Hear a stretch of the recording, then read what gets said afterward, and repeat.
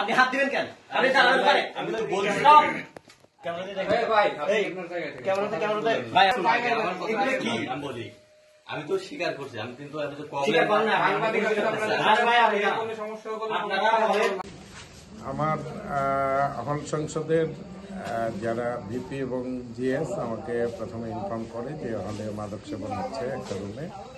শোনার সঙ্গে সঙ্গে আমি হলে চলে আসি। আসার পরে আমি ওই রুমটা ভিজিট করি।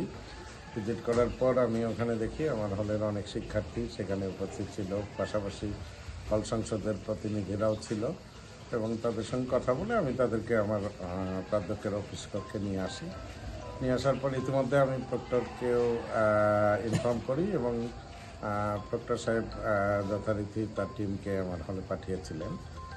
তাদের সঙ্গে কথা বলে আমরা মোটামুটি ইনিশিয়ালি যে সিদ্ধান্তটা নিয়েছি যে তাদের হলের ছাত্র যে আবাসিকতার যে আসন এটা আমরা অতি সত্বর আগামীকালকের মধ্যেই আমরা বাতিল করে দিব এবং তাদেরকে হলে অবস্থান করা থেকে বিরত রাখবো, তারা যাতে আর হলে অবস্থান করতে না পারে।